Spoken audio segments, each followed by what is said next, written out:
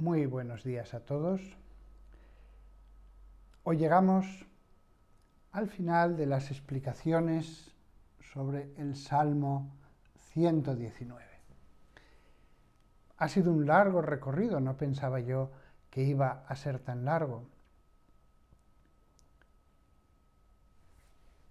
Apasionante, por otro lado, recorrer un salmo poquito a poco, meditándolo, el salmo más largo de todos, un salmo sobre la ley, pero no solo sobre la ley.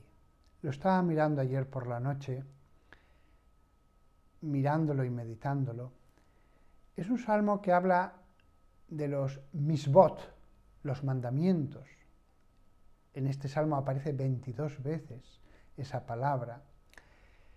Sobre los hukim, los estatutos.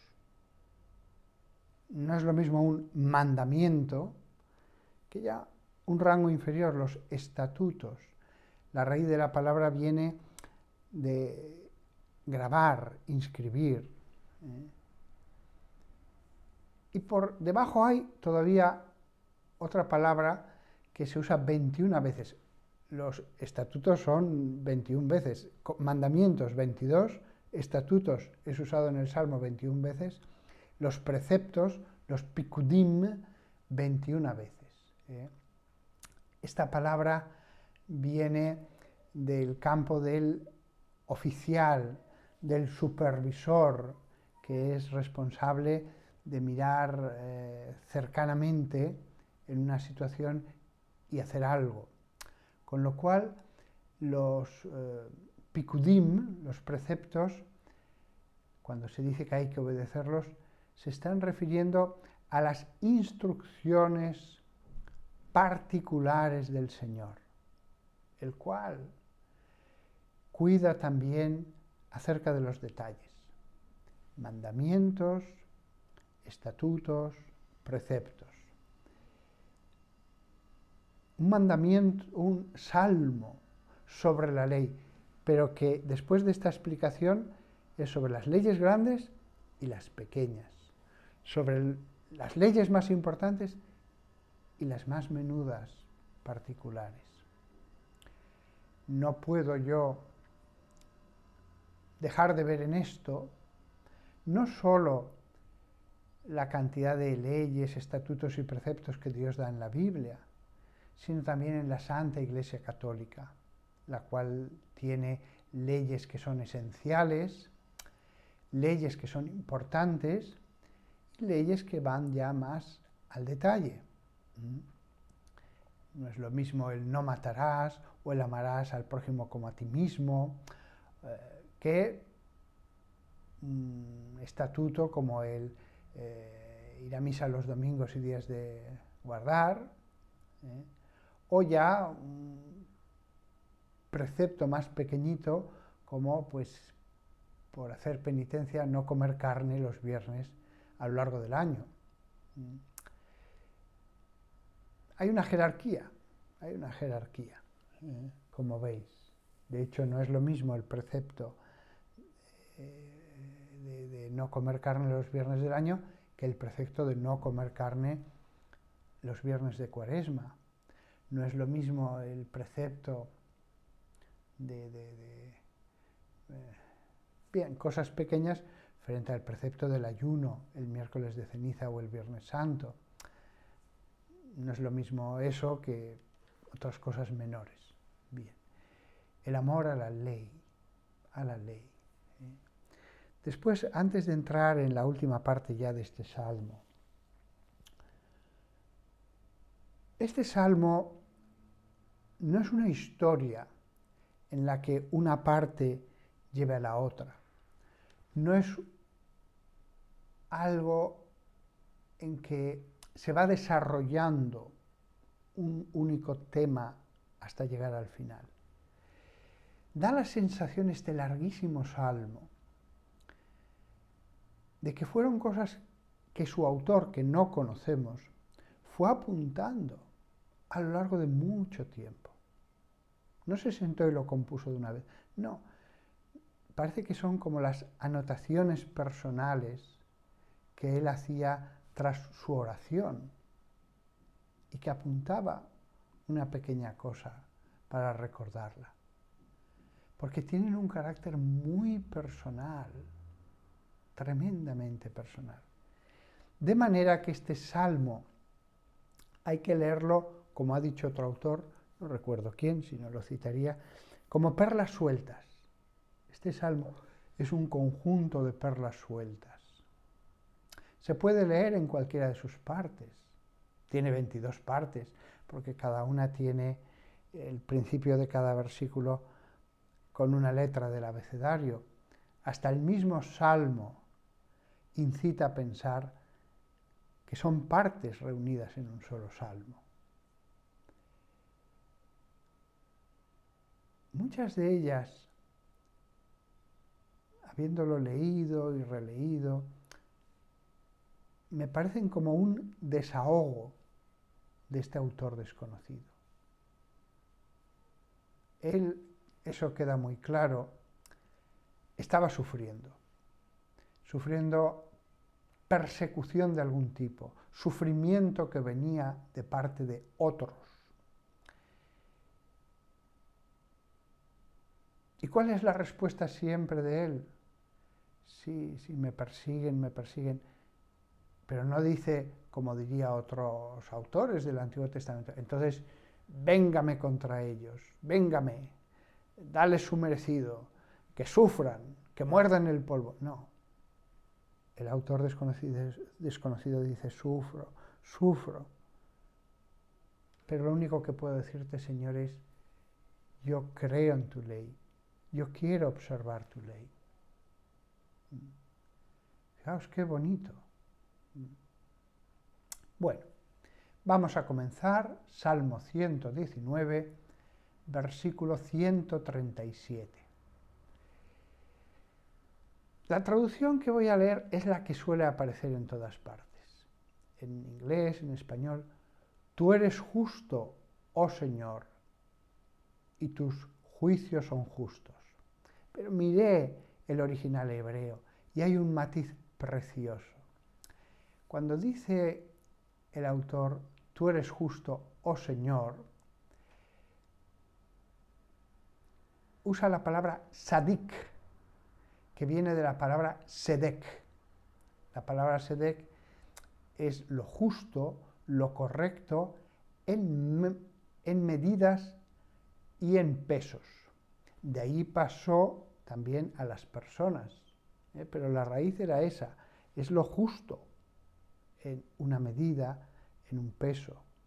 Y de ahí se habla de un hombre justo, de una acción justa. Y continúa, y tus mandamientos son justos, pero la palabra que se usa allí es yashar, que significa recto. Tiene el sentido de lo que es recto.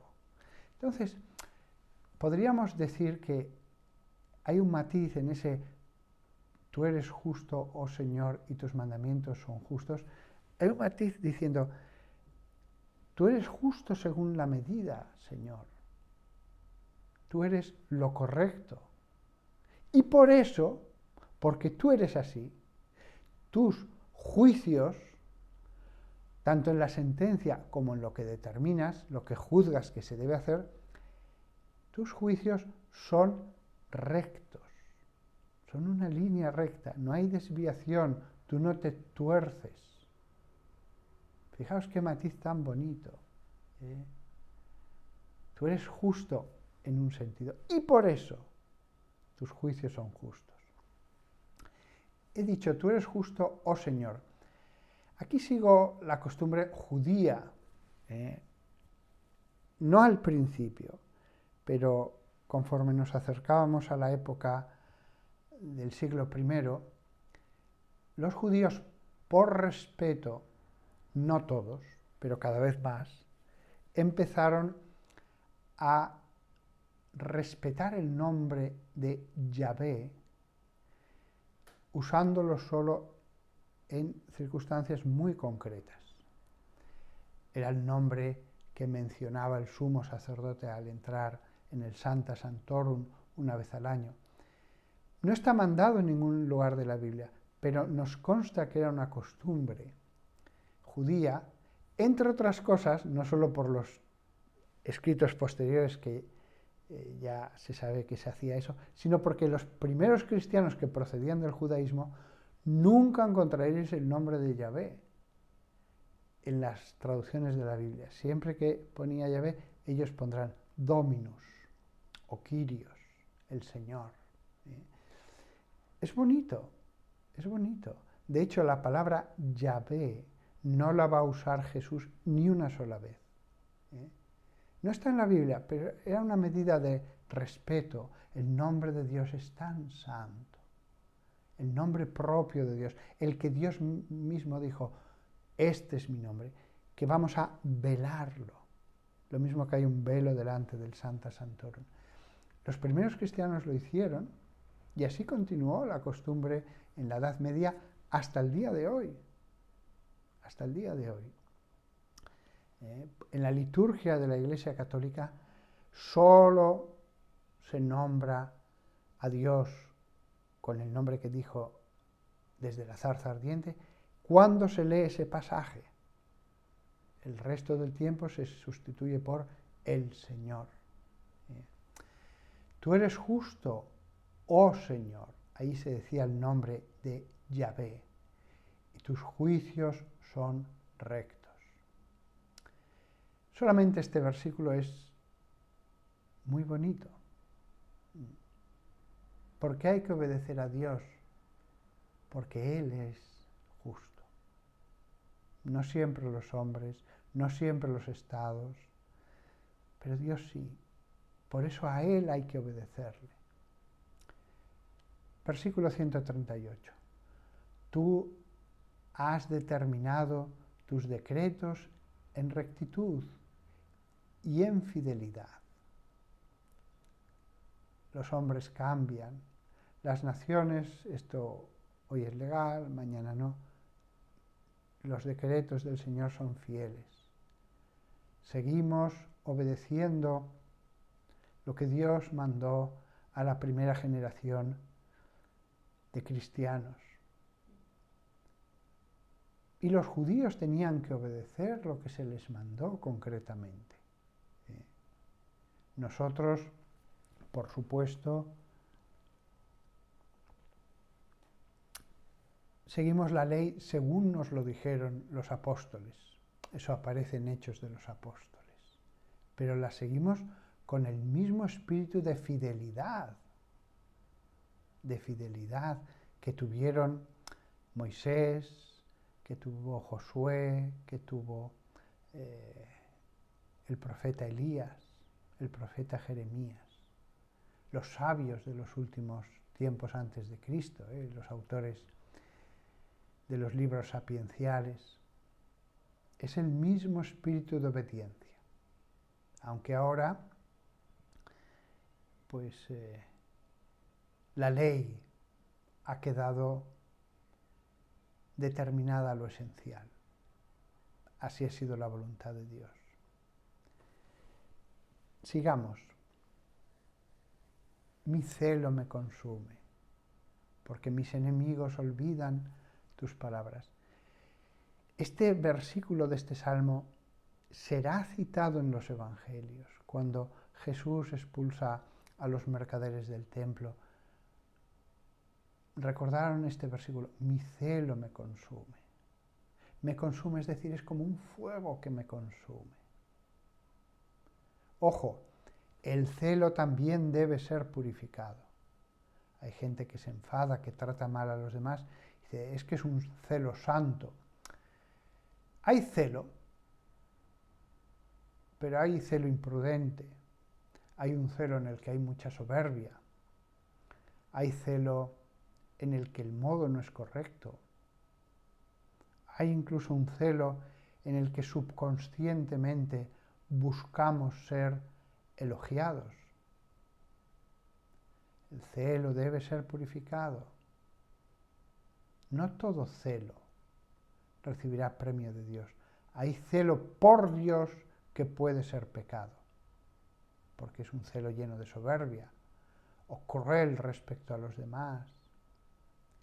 Mi celo me consume, pero el celo santo, incluso aunque uno no se enfade, ni grite al prójimo, ni... El celo consume interiormente, como un fuego, que uno desearía que las cosas fueran de esta manera, de la otra,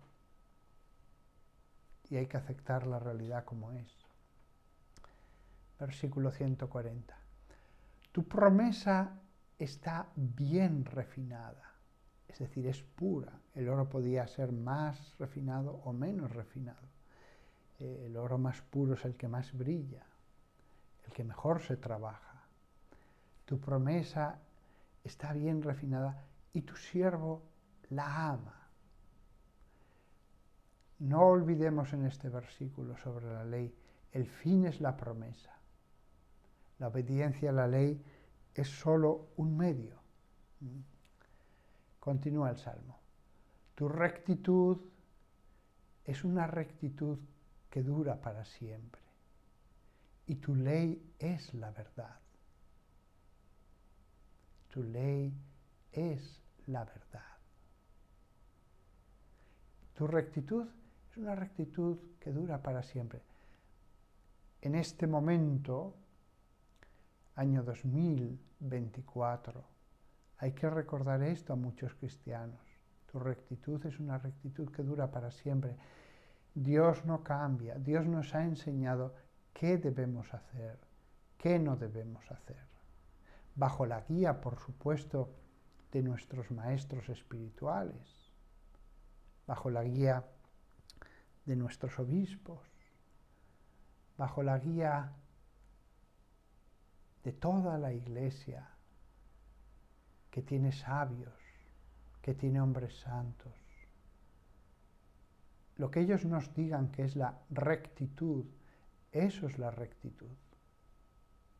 Lo digo esto porque escuchaba a un sacerdote que ha sido relevado de su parroquia y ha sido de hecho suspendido por su obispo porque él tenía sus ideas sobre qué era lo recto en un determinado tema. Y el obispo, después de haber hablado con él varias veces, no cedía a este sacerdote. No, aquí recto no es lo que cada uno considera que es recto. Aquí es recto lo que la Iglesia considera que es recto.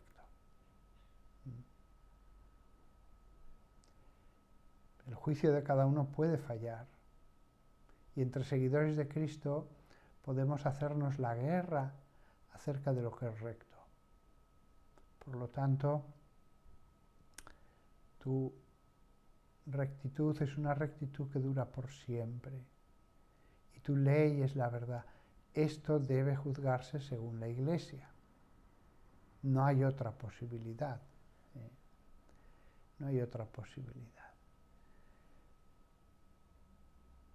Y fijaos, yo creo en la Santa Iglesia Católica. Pero esto también vale, porque sé que me escuchan algunos evangélicos, también vale para las iglesias evangélicas. Normalmente, a la hora de interpretar un versículo, es más fácil que la comunidad, con su sentido común, no todo es inspiración del Espíritu Santo, le diga a uno, mira, te estás equivocando en esto, estás retorciendo las Escrituras, estás cayendo en errores. De acuerdo que la Iglesia Católica y todas las comunidades evangélicas no concordemos en el estatuto eclesial de lo que es la Iglesia. Dejemos eso aparte. Pero en el resto de las cosas, normalmente también los pastores unidos a la comunidad ejercen un magisterio a su manera. Digo a su manera, no por hacer de menos, unos lo hacen mejor y otros peor, todo hay que reconocerlo. Unos lo hacen mejor y otros peor.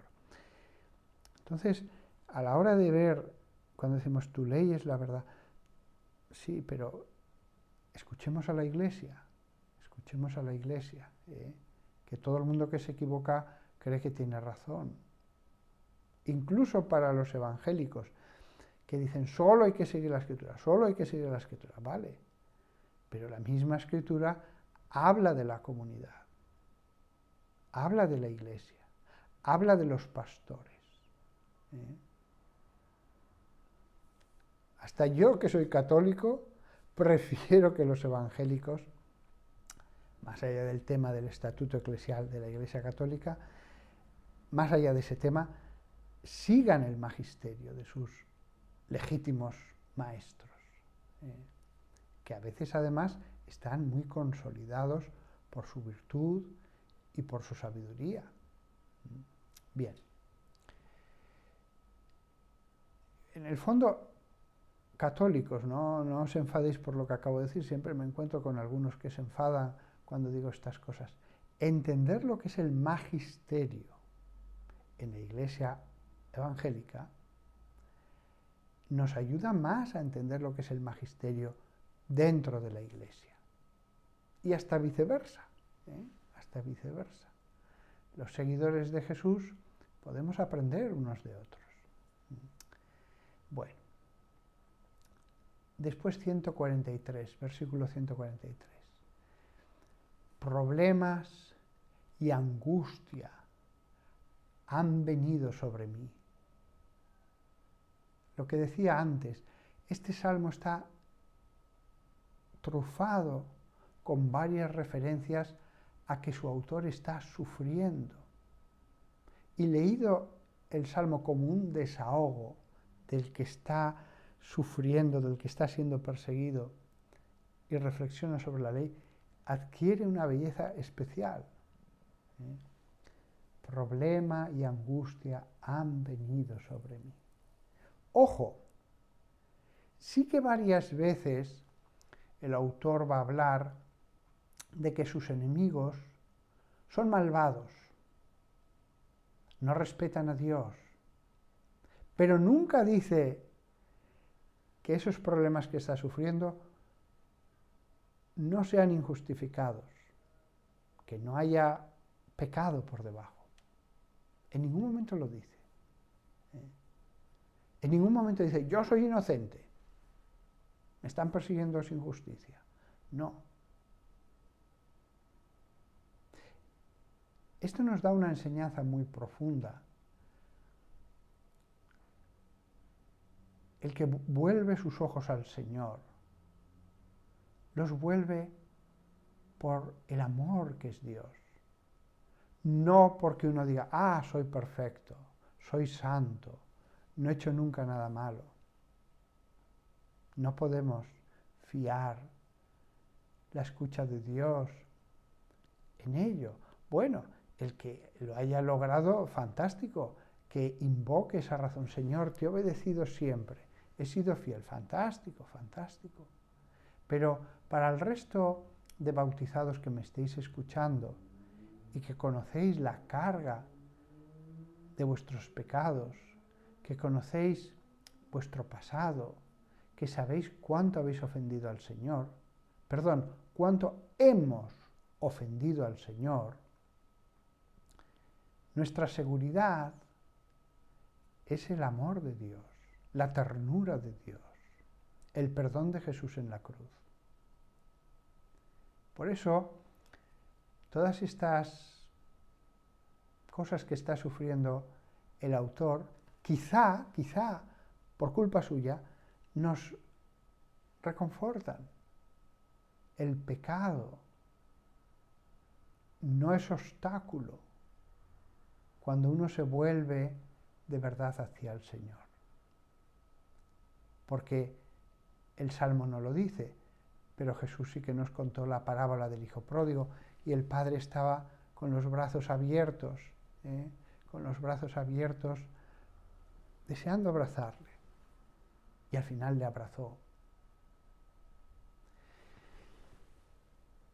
Problema y angustia. Angustia. Lo está pasando muy mal. Está sufriendo mucho. Tiene problemas. lo está pasando muy mal. Problema y angustia han venido sobre mí, pero tus mandamientos son mi delicia.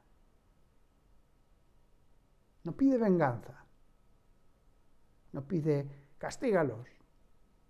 Tampoco dice que es inocente. ¿Qué es lo único que dice? Señor, tus mandamientos son mi delicia. Ah, bueno, pero ahora es santo, ya nunca más va a volver a pecar. No dice eso el Salmo. No dice, pequé, pero ya nunca más volví a pecar. Tampoco dice eso el Salmo. El Salmo dice lo que dice.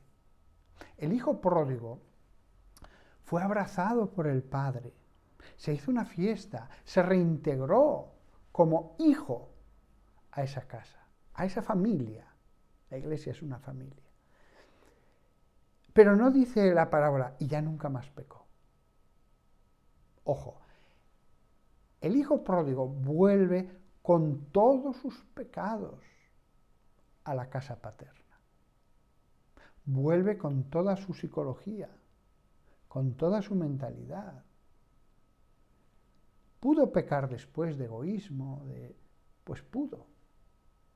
Allí hay otra historia que no cuenta la parábola, porque hay muchas bifurcaciones. Se regeneró y fue un buen hijo y fue siempre humilde.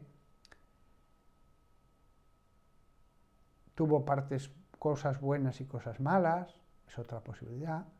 O al final todo acabó muy mal. La parábola lo deja abierto, acaba donde tiene que acabar. Tranquilos, yo perdono. Los hombres no siempre perdonan, yo perdono. Lo que debe decir todo hijo pródigo que vuelva a la casa del Padre Celestial, bueno, a la iglesia en la tierra, para algún día ir a la casa del Padre Celestial, es: tus mandamientos son mi delicia. Señor, quiero obedecer. Quiero obedecer. A partir de ahora, mi delicia eres tú, y por ti lo que tú me mandes. Continúa el Salmo. Continúa Dios hablándonos. Si Dios pudiera hablarnos, nos habla, en su palabra nos habla. Tus decretos son rectos para siempre. Otra vez lo vuelvo a repetir, machaconamente. Pero no debemos decir eso también a nuestra generación. Yo diría más cosas ahora, pero ya sabéis, aquí no se puede decir todo ya. Hay censura, hay censura. Verdadera censura. Pero lo digo, tus decretos son rectos para siempre. Todo, todo. Dame entendimiento para que pueda vivir. Sí, obedecer. Pero Señor, dame entenderlo. Puedo obedecer a palo seco, pero obedeceré mejor si entiendo el porqué de las cosas. Dame entendimiento para que pueda vivir. Para que pueda vivir, le di vueltas ayer y se puede entender de tres maneras. La vida en este mundo. Cuando veo el final de Mussolini, el final de Hitler y de tantas personas que han seguido el camino del mal verdadero, no de pequeñas debilidades, del mal verdadero. Si hubieran seguido otro camino, hubieran llegado a la vejez, hubieran tenido una larga vida y hubieran muerto en paz, agotando los días que el Señor les hubiera dado. Dame entendimiento para que pueda vivir. Hay otro salmo, lo sé en latín, non dimidiabunt dies suos, no llegarán ni a la mitad de sus días. Es verdad, hay muchos pecadores que mueren mucho antes de la vejez por sus pecados, por seguir el mal camino. Repito, no pequeños pecados, sino, cuando antes hablaba del mal verdadero, me refiero al mal más profundo, a lo que es mal.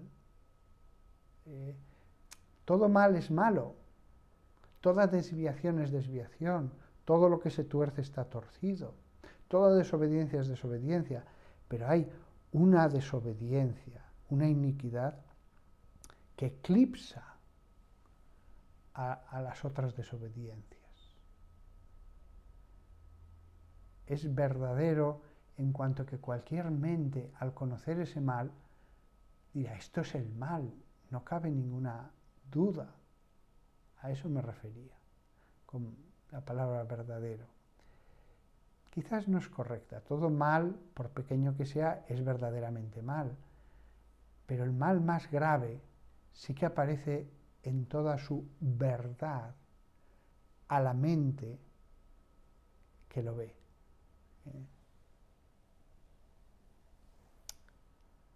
Entonces hay personas que morirán mucho antes de la hora por haber seguido el mal camino. Hay otro sentido, podría poner muchos más ejemplos, no solo el de Hitler. Hay personas que incluso en pecados de debilidad se dejaron llevar por el mal camino y desgraciadamente no llegarán a la vejez. ¿Por qué? Porque siguieron un camino que Dios les decía, no sigas ese camino. Bien, hay otro modo de entender este versículo, dame entendimiento para que pueda vivir la vida de la gracia aquí en la tierra, para que pueda vivir feliz, con tribulación, pero feliz, con paz de corazón.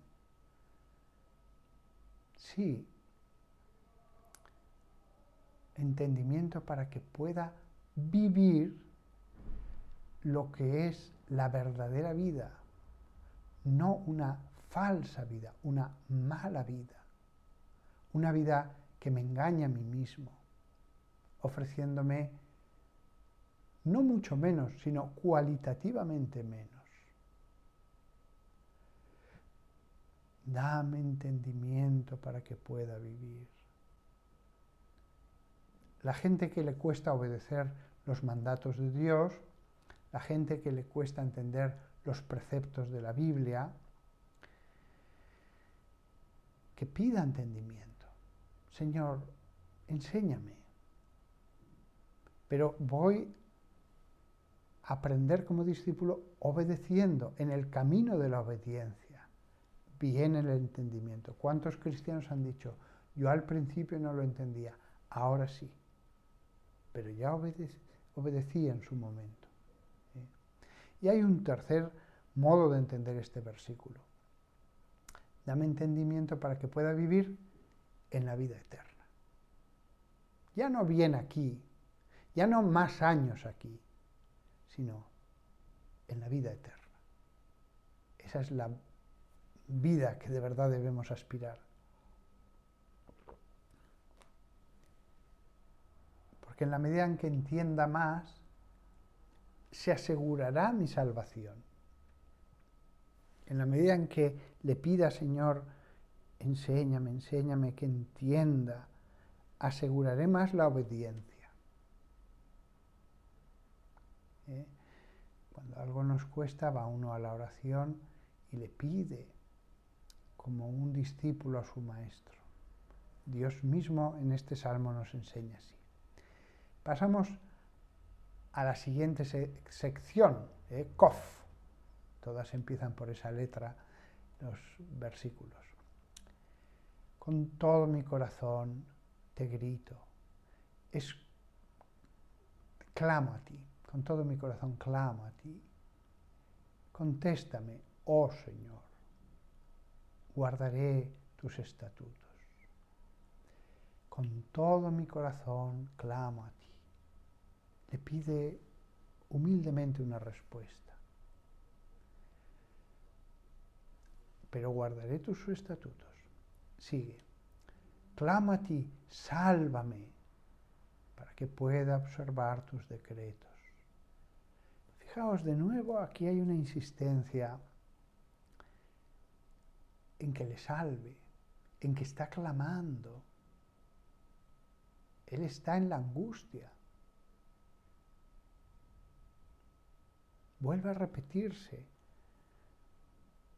este pensamiento. Me levanto antes de la aurora y clamo por ayuda y pongo mi esperanza en tus palabras.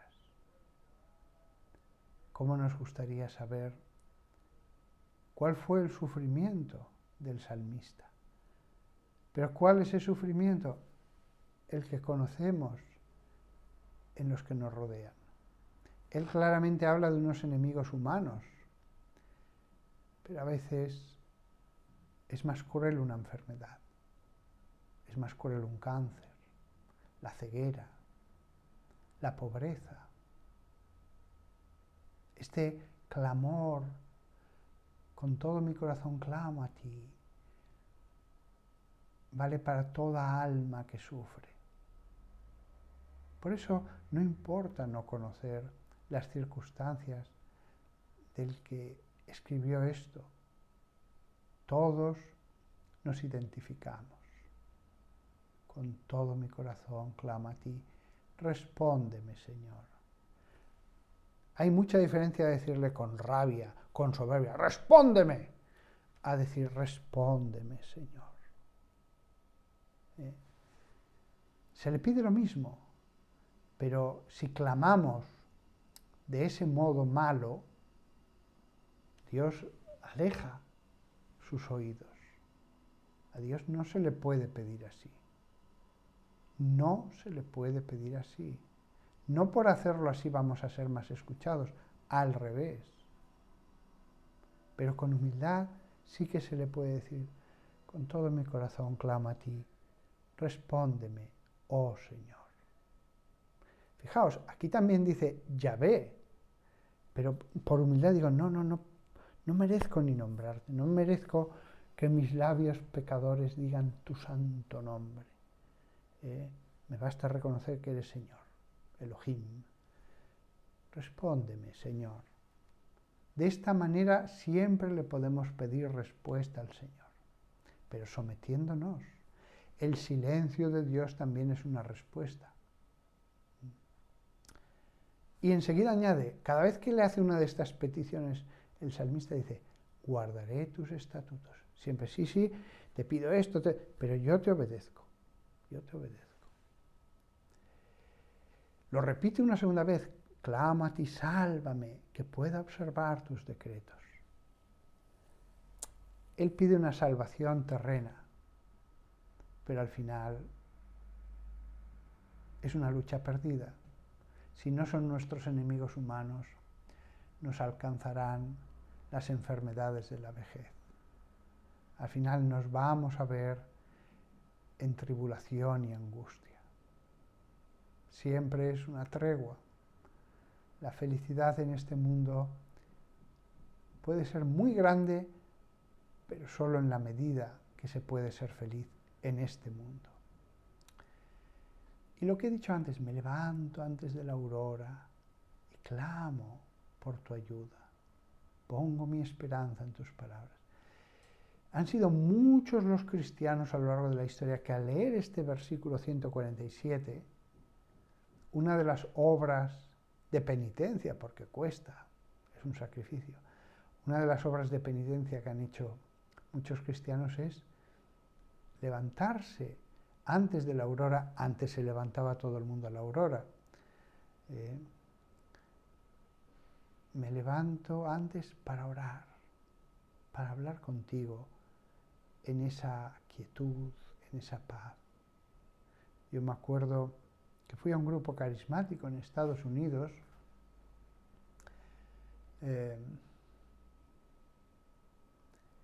y al día siguiente iban a reunirse para orar y me dijo la que dirigía, una mujer, ese grupo carismático, mañana oraremos por usted para que tenga una efusión del Espíritu Santo. Ah, muy bien. Yo no conocía nada de la renovación carismática, lo que entre los evangélicos llaman pentecostales. Existe la misma realidad en católicos y protestantes. Y le dije, sería bueno que me levantara antes de que suene el despertador para orar un rato y prepararme. Y me dijo esa señora, ah, sí. Y yo, que era un jovencito de 25 años, pregunté con toda inocencia, ¿cuánto tiempo? La verdad es que era muy obediente. ¿Cuánto tiempo? Y me dijo ella, pídeselo al Señor que te despierte. Ah, vale. Yo me acosté y cuando ella estaba metido en la cama le dije, Señor, a la hora que tú quieras, despiértame y estaré orando un rato antes de que suene el despertador. Pero le dije después, pero bueno, tampoco me despiertes en mitad de la noche, por favor, despiértame un rato razonable antes de que suene el despertador. Y me dormí. Con 25 años, yo cada vez que me acostaba, me dormía antes de contar 5. O sea, 10 como mucho, me dormía al segundo, no tardaba nunca más allá de 30 segundos. Y estaba durmiendo, por supuesto, hasta que sonaba el despertador. Nunca me despertaba antes, nunca. Pues bien, aquella noche que le hice esa breve oración y me dormí, cuando faltaba una hora antes de que sonara el despertador, recuerdo que estaba yo dormido y de pronto se me abrieron los ojos y todo extrañado dije, ahí va, estoy despierto. Me sorprendía muchísimo, nunca me había ocurrido algo así. Si había oído un ruido muy fuerte me despertaba y al momento me dormía otra vez. Y la otra cosa es que cuando uno se despierta de golpe por algo, tiene mucho sueño. Yo en esa época, aunque me despertara 20 minutos antes del despertador que sonara, me volvía a dormir. Pero dije, no tengo sueño, estoy despierto totalmente, con la mente clara. Y entonces pues dije, pues nada, Señor, voy a hacer lo que te pedí. Y entonces me tumbé en la cama y allí, tumbado en la cama, pues estuve orando hasta que sonó el despertador. Ya después me asé y ya después hice mis oraciones de la mañana como todos los días. Para mí una acción de Dios clarísima. Me levanto antes de la aurora y clamo por ayuda. Los cartujos es una orden religiosa que todas las noches del año, desde el momento en que se acuestan hasta el momento en que se levantan, en la mitad cumplen este versículo.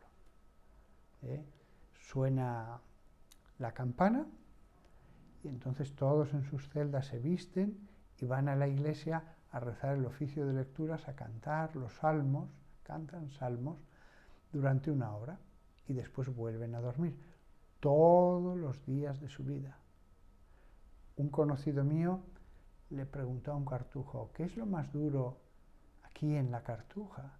Y le dijo, levantarse en mitad de la noche. Aunque llevemos toda una vida, nunca nos acostumbramos.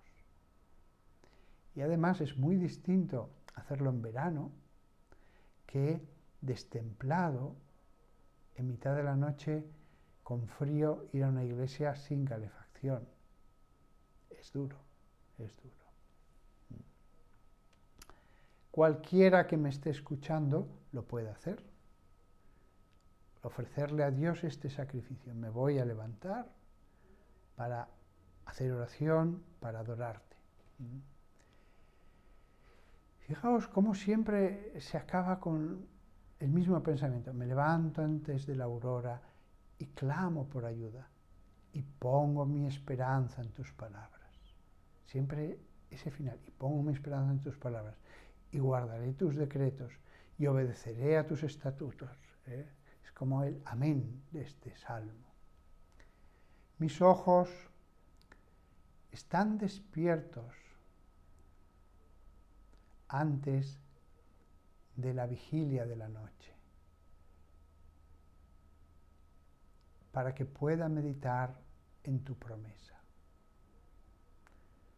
Escucha mi voz de acuerdo a tu bondad. Dios, Señor, de acuerdo a tu juicio, revíveme. Fijaos qué bonito.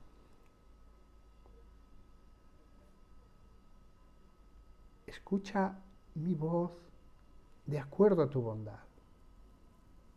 Escucha mi voz de acuerdo a tu bondad. No de acuerdo a mis méritos. Se puede invocar. No está prohibido si uno ha hecho mucho por el Señor.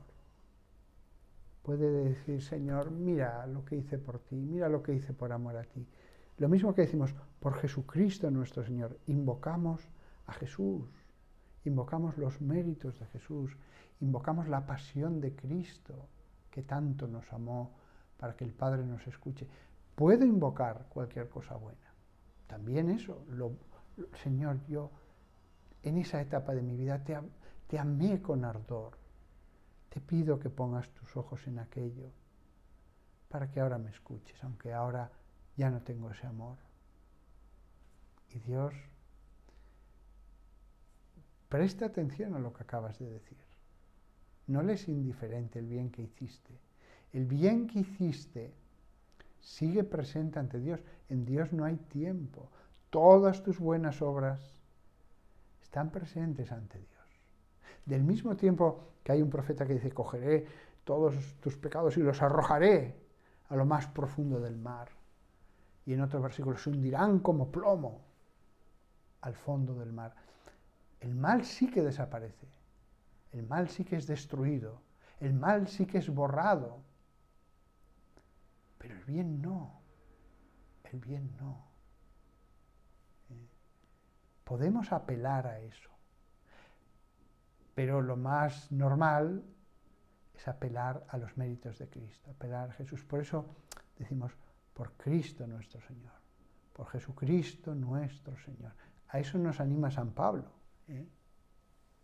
A eso nos anima San Pablo. Es el gran intercesor. También después el Espíritu Santo hace otra intercesión distinta. Pero Jesús intercede por nosotros.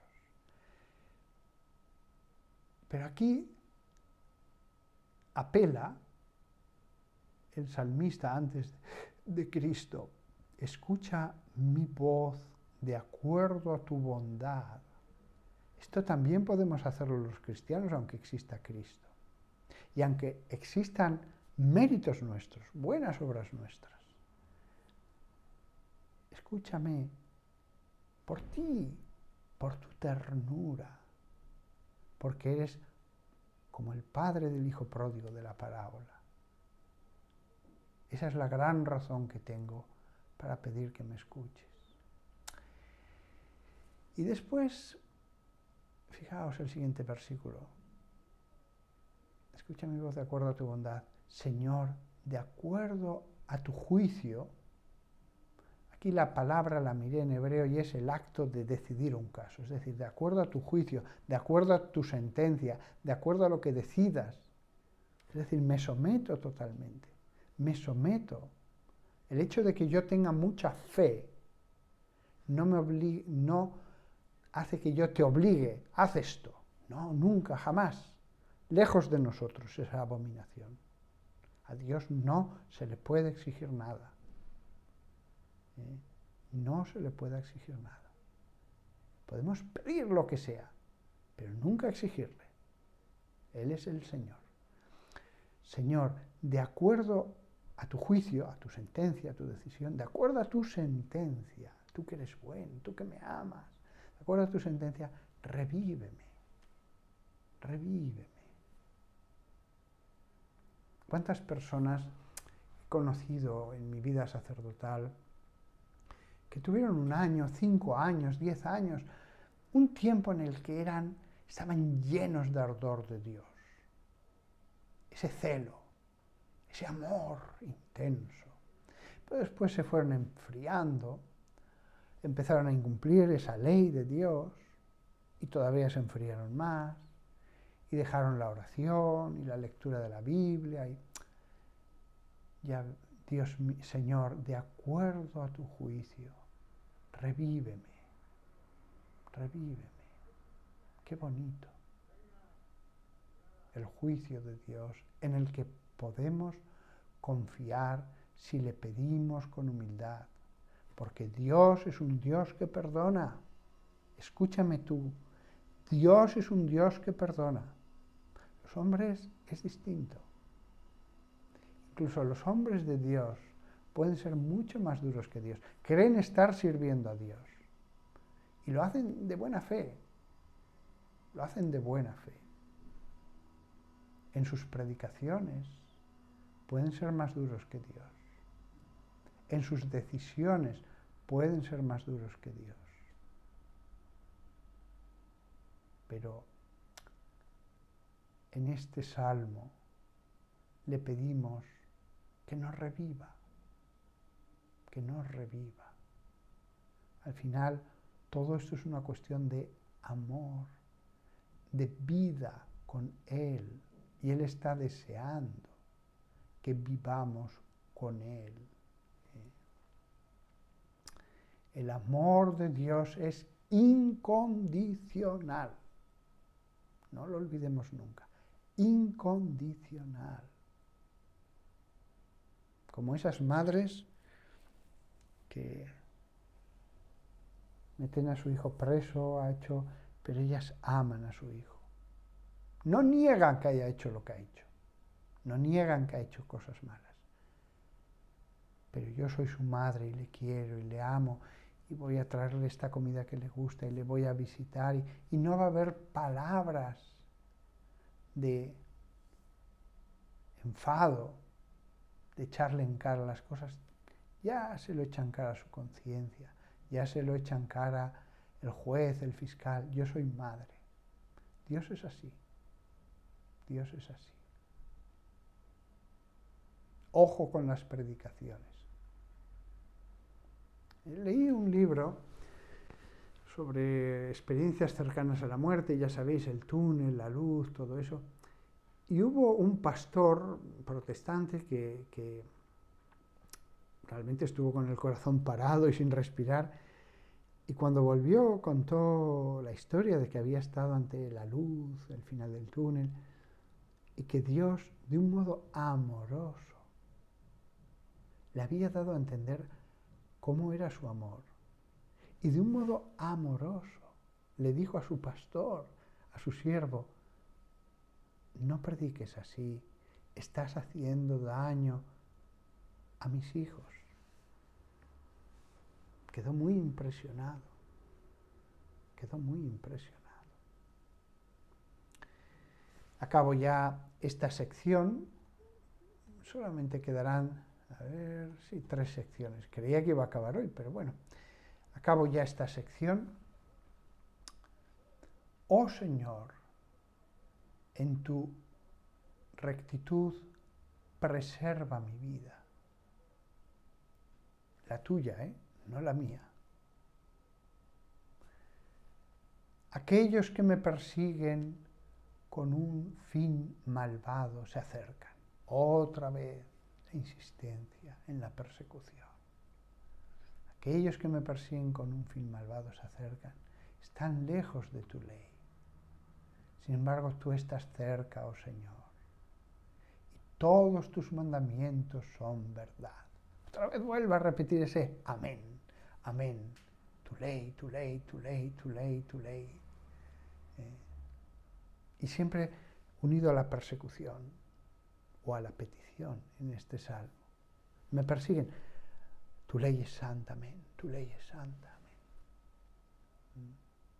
Además, no está hablando de un mal solo pasado, que también. Aquellos que me persiguen con un fin malvado se acercan. Están lejos de tu ley. Sin embargo, tú estás cerca, oh Señor, y todos tus mandatos son verdad. Hace tiempo que aprendí de tus decretos, que los has establecido para siempre. Aprender de tus decretos. Los mandatos del Señor son enseñanza. Son enseñanza. Insistimos a veces en las parábolas, en el amor, pero también está este aspecto de ordenar nuestra vida de acuerdo a esa ley.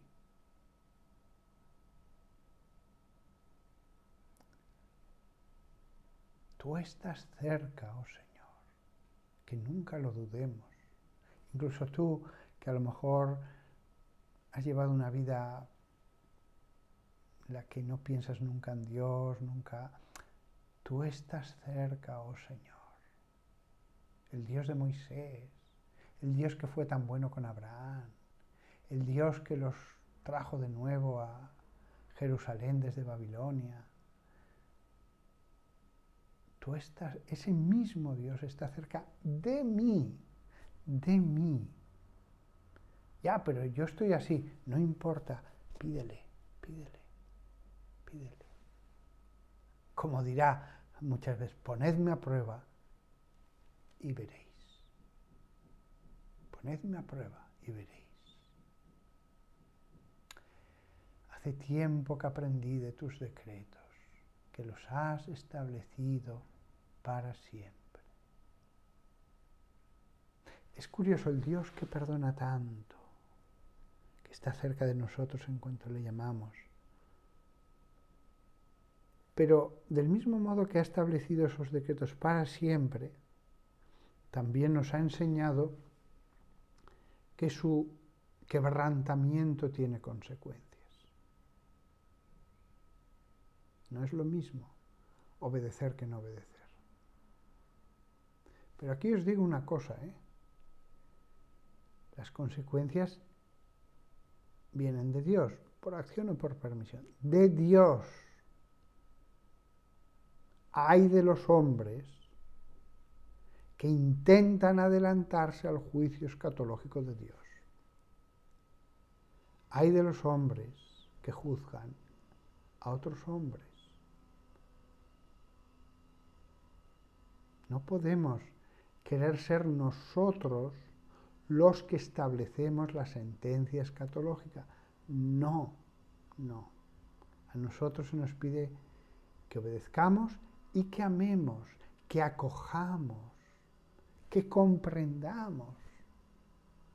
Ya, pero es que si comprendo mucho va a ser como si justificara. No, quédate tranquilo, quédate tranquilo. Tú haces eso. La parábola del hijo pródigo. Sé ese padre. Ya, pero es que todo tiene un límite. Lo tiene, es verdad. Pero, ojo, ojo, porque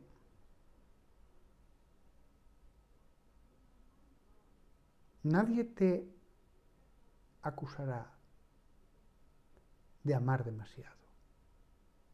Nadie te acusará de que fuiste demasiado bueno. Si te has de pasar por algún lado, pásate por el lado de la parábola del hijo pródigo. Esto vale para todos, para laicos que pueden convertirse en inquisidores, que pueden proclamarse en jueces, que pueden decir ya está bien de poner tanto la mejilla, ya está bien tanto de perdonar 70 veces 7, de los presbíteros y pastores, que juzgan con mucha dureza, que tratan con dureza. Si ellos pudieran juzgar e imponer penas, claro que lo harían. Hay gente que la mentalidad es esa. No haría falta tener la prueba. Hay gente cuya mentalidad es esa. No les puedo castigar porque si pudiera, eso sí, lo hago por celo de Dios, lo hago por celo de Dios. Una vez le decía un párroco al cura de Ars, es que mis fieles se quejaba de sus fieles, que eran pecadores, pecadores. Y le dijo el cura de Ars, siglo XIX, pero ¿has ayunado por ellos? ¿Has dormido en el suelo por ellos? Y le fue diciendo más cosas. Pues no, entonces no me digas que has hecho todo por llevarles al buen camino. Es decir, tú estás criticando al pecador de que no cambia, y tú que ya crees, tú que ya eres bueno, no eres capaz de hacer cosas para llevarles al buen camino. Hombre, algo he hecho, podrías hacer más, mucho más. No te digo todo, no te digo todo, mucho más, mucho más.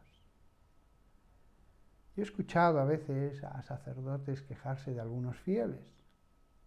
De acuerdo, no digo yo que ese mal no exista. Pero ninguno se ha quejado de que uno mismo no ha hecho mucho por sacarle de ese mal camino. Que puede ser la soberbia, que puede ser la soberbia, que puede ser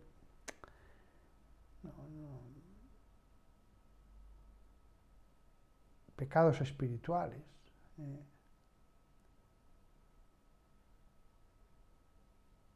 No escucho que uno se acusa a sí mismo. En realidad de lo que me tengo que acusar es de que no he hecho mucho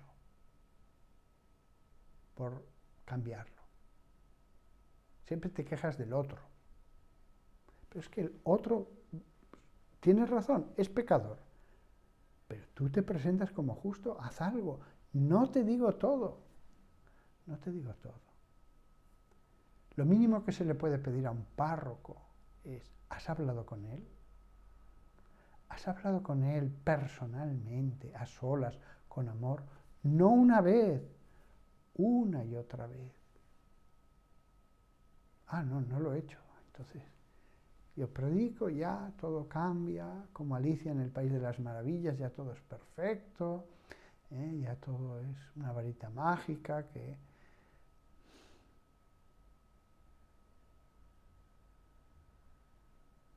Y he dicho laico, porque a veces con los laicos pasa lo mismo, venga a quejarse, pero ¿qué has hecho? ¿Qué has hecho por ese hermano tuyo? Por ese miembro de la familia, por ese amigo tuyo, por ese vecino. Además de criticar, ¿qué has hecho en concreto? Además de criticar aquí o con otros que no sirve para nada, es a él al que le debes hablar con amor. Laicos, párrocos y obispos, obispos. Además, en mi vida me ha tocado escuchar a muchos sacerdotes,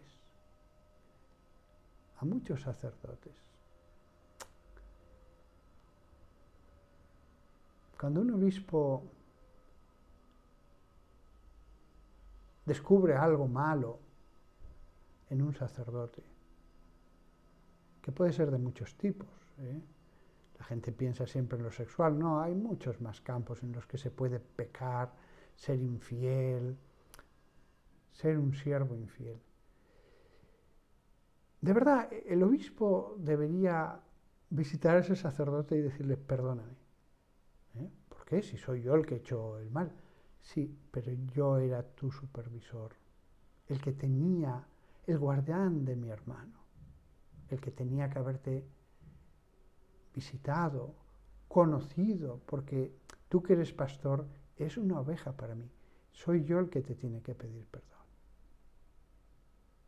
Debería haber hablado contigo, haberte conocido y conociéndote, haberte llevado al buen camino. Otro dirá, ya, pero aunque lo hubiera hecho no hubiera cambiado. Es verdad, es muy posible que en casos ocurra eso. Pero si no lo haces, no sabes si lo hubieras logrado. No lo sabes.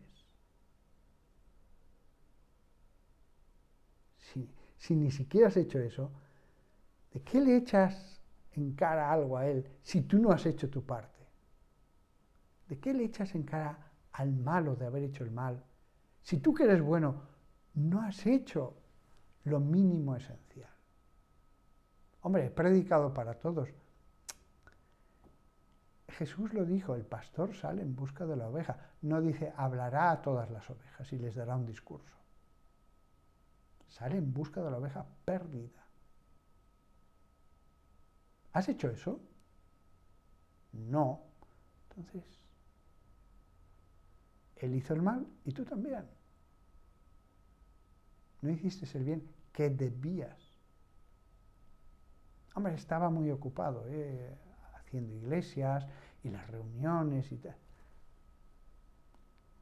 Si quieres de verdad ser pastor de pastores, tienes que hacer eso.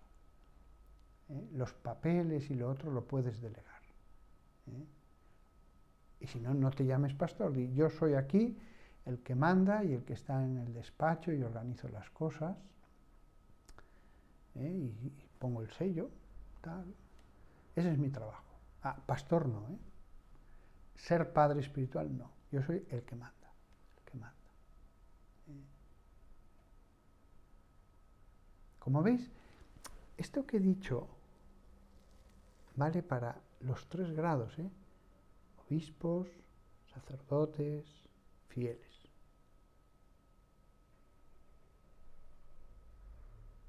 La ley. La ley santa. Alguien me dirá, pero hombre, entonces todo se debe permitir en la Santa Iglesia de Dios.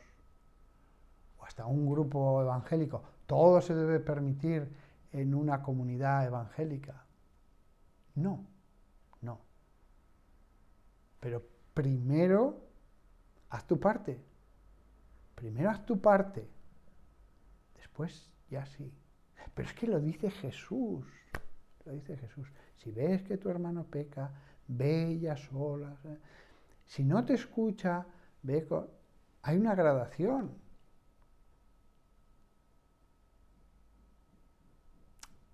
¿Cuánto le gusta a la gente hacer de inquisidor? ¿Cuánto le gusta a la gente hacer de inquisidor? Eso lo vemos en el típico cristiano de bar, que en la barra del bar, si yo fuera obispo, pega un puñetazo en la mesa. Todo lo arreglan a puñetazos y a base de sentencias inquisitoriales, de condenas, de expulsiones, de tal. Enhorabuena por tu visión del Evangelio, enhorabuena. Me estás mostrando cómo es tu corazón.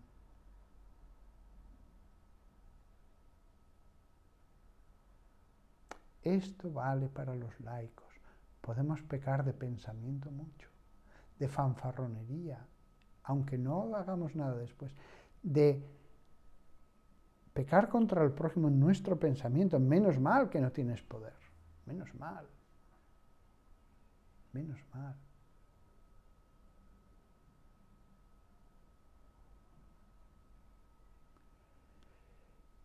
No estoy diciendo, todo se debe permitir. No. Hay situaciones en las que una piedra estropeada por fin va a ser sacada del muro porque si no peligra el muro. Ahora bien, no son piedras sin vida. El buen pastor trata de sanar a la oveja. El buen pastor trata de sanar a la oveja. Y además, es que no ha dado fruto esta higuera. La abonaré, cavaré alrededor de ella, tal, y veremos si el próximo año da fruto. Si no, podrás arrancarla después. Es que lo dice tantas veces, tantas veces. Por eso, cuando yo escucho, incluso en internet, a tantos laicos y clérigos que son duros, y además como que la gente les jalea, sí, más dureza, más dureza, más dureza, sé más duro. Bien, vale, sí. Pero no escucho allí la voz de Jesús. No escucho la voz del buen pastor, del buen agricultor que cava, pica, abona la higuera. Escucho la voz humana, jaleada para que sea más duro, más duro, más duro.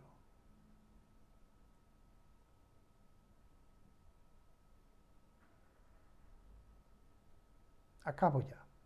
Un salmo sobre la ley. Un salmo sobre la ley. Pero tantas veces, en mitad de este salmo sobre la belleza, la importancia, la santidad de la ley, cuántas veces, pero sin embargo tú estás cerca, oh Señor, tú estás cerca. En tu rectitud preserva mi vida. Escucha mi voz de acuerdo a tu bondad. Con todo mi corazón clamo a ti, escúchame, oh Señor. Dame entendimiento para que pueda vivir.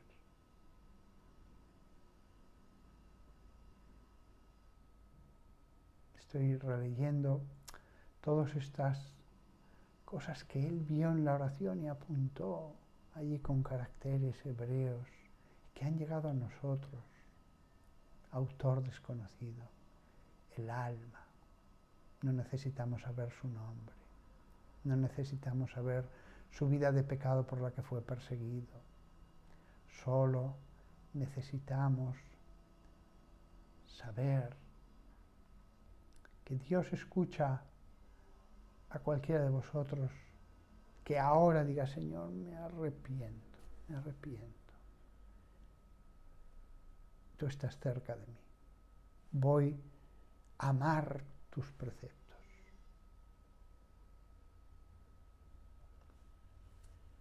Me han pedido que dé la bendición, es verdad, voy a dar la bendición. Señor Dios Todopoderoso,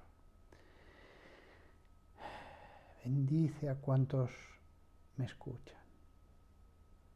Envíales algo espiritual, invisible, a sus almas. Padre, Padre, te invoco por todos los sufrimientos de tu Hijo, envíales algo. Hijo, envía tu Espíritu Santo, también en esta bendición, algo de Él, que toque los espíritus, un don invisible, misterioso, pero real, a todos, Señor. La bendición de Dios Todopoderoso, Padre, Hijo y Espíritu Santo, descienda sobre vosotros. Amén. Hasta pronto. Todavía queda una charla sobre este salmo. Os aseguro que era mi intención acabar hoy, pero bueno, haré una más, con la cual ya sí que acabamos.